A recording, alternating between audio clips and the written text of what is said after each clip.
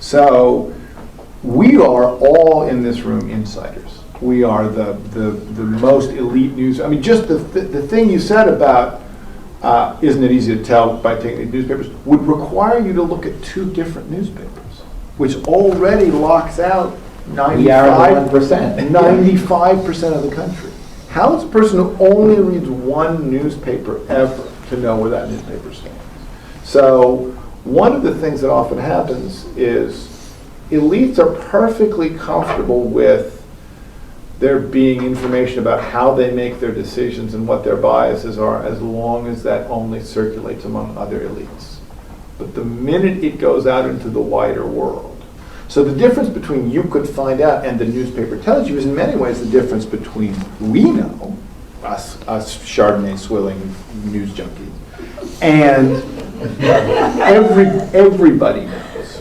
And everybody knows isn't about the information, it's about the social environment in which the Times has to do its business. And you're going to be helping with the Times, right?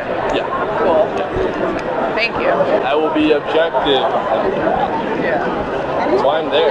I will be objective. Yeah. That's why I'm there. Like, Yeah. after the campaign, I'm like, no, I need to get back in the news and keep doing it because, like, this isn't going to change. So as the gatekeeper for like videos on the New York Times, do you get to like make sure that you like can make sure your message is heard? Yeah. Cool. Like, my voice is on my imprint's on every video we do. Cool. So I like that. I target his businesses, his dumb of his son, Donald Jr. and Eric. So they're running Trump, like the Trump business. Mm-hmm. Target that. Get people to boycott going to his hotels. Boycott. So a lot of the Trump brand is the thing. If you can ruin the Trump brand, Yeah. and you put pressure on his business, and you start investigating his business, and you start shutting it down, whether hacking or other things, he cares about his business more than he cares about being president. Right. He would resign. Or he'd lash out and do something incredibly illegal, which he would have to. Well, promise me this. But Just make sure that you put that in the front. we always say. The Times Ethical Handbook clearly states, quote, "Journalists have no place on the playing fields of politics. Staff members are entitled to vote, but they must do nothing that might raise questions about their professional neutrality or that of the Times," unquote. Like, as a journalist, I'm not able to give any money to any political organization. I'm not able to volunteer for any political organization. I'm not able to work for any nonprofit or charity. Like, there's a lot of guidelines and like ethics. So you've never been involved politically or anything? Oh, I have. Oh, you have? I was a volunteer strategist for the Clinton campaign, and that's why I ended up at Upworthy, because I wasn't deemed a journalist anymore.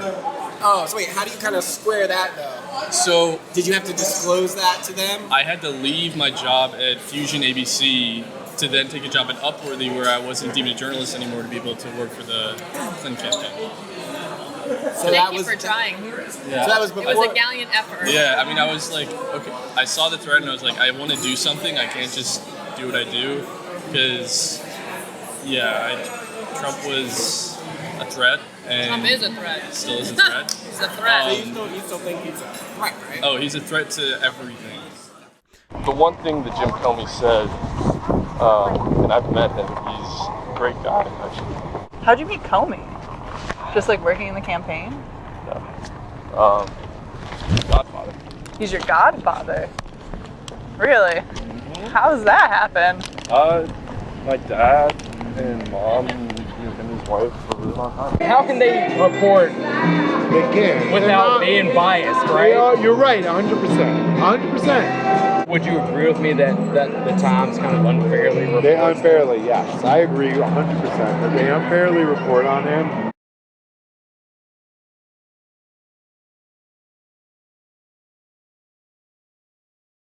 Right, it's all been hearsay.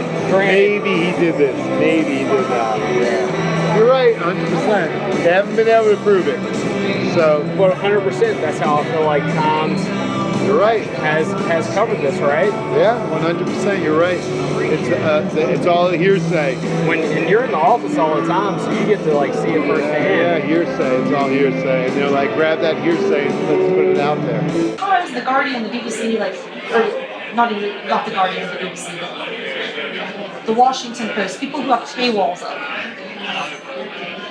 The main objective is to grab subscribers. Yeah. You do that any way that you can. Even if the Times says, okay, yeah, secretly we're liberals, and now publicly we're liberals, and there it is, they still have the dilemma of not wanting to create the news they cover. And it's a difficult problem. That's a tough one. They got around it in a really interesting way with Obama. Their obvious, their obvious second favorite candidate after Clinton. Clinton, the liberal consensus candidate, would have been there, and I think probably was their candidate inside for a while. But the Obama story was the huge dilemma for horse race political coverage, because no one would have given you even 100-to-1 odds. In 2006, no one would have given you 100-to-1 odds on an African-American president. But they ended up covering Obama because of the newsworthy things that were happening around the Obama campaign. So you could not say, oh my goodness, for the first time there's a viable African-American candidate, because by the act of saying that, you would be creating the story you were nominally covering, and so they hung up on this.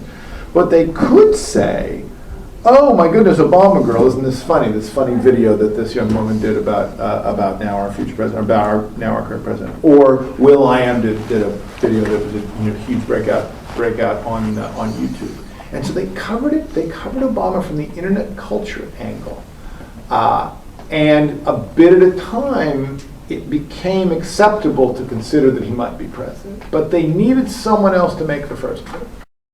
They were not covering Occupy Wall Street, and that was because it was a liberal protest, and because if the New York Times ran out there to cover it, it would share a liberal bias, despite the fact that they would easily run out there to cover a Tea Party protest. But so the problem is, if you want Occupy Wall Street to succeed, you want them not to get press coverage in the beginning. It mattered so much to Occupy Wall Street that no newspaper sent them any traffic in the beginning, so that by the time the media stuff appeared, they had a cultural core that was solid enough to absorb that traffic.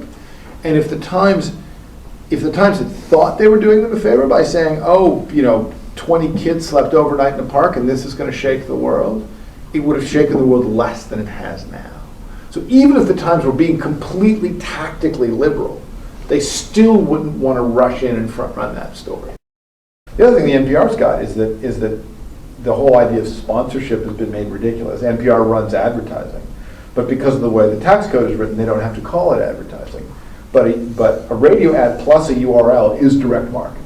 So the invention of the web has created an enormous wind in NPR sales for raising money through an advertising model, but they don't pay taxes if it's an advertising model. Were that loophole to be closed, NPR would be in some trouble.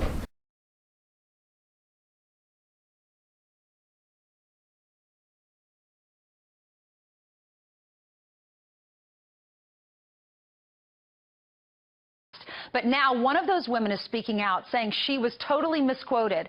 Here she is now to set the record straight, joining us from Raleigh, North Carolina, former model Roanne Brewer-Lane. What was your reaction when you read this article yesterday? Actually, it was very upsetting. Why? I was not happy to read it at all.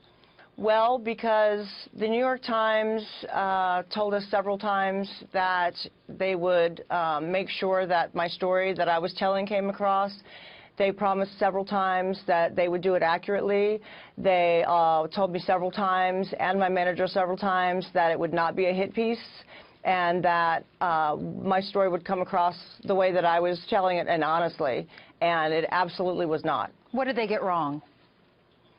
Well, they did take quotes from what I said, and they put a negative connotation on it. They spun it to where it appeared negative. I did not have a negative experience with Donald Trump. Mm-hmm. And I don't appreciate them making it look like that I was saying that it was a negative experience, because you knew him not. very well, right? You dated him for several months? That's correct. Yes. And he never made me feel like I was being demeaned in any way. He never offended me in any way. He was very gracious. I saw him around all types of people, all types of women.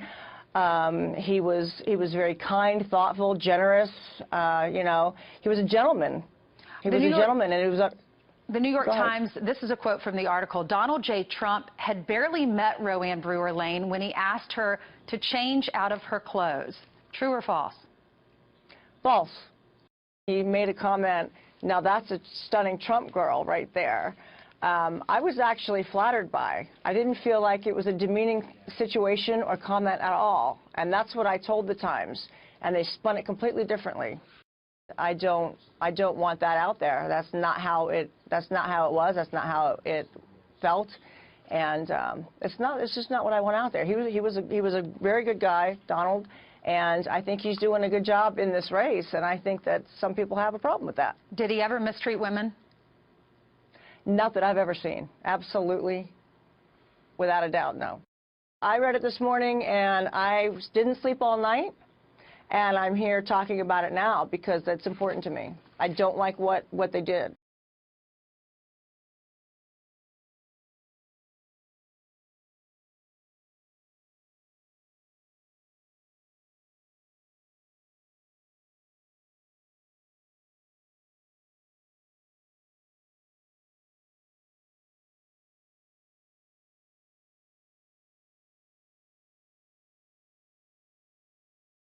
I will be objective. That's why I'm there. I will be objective. That's why I'm there.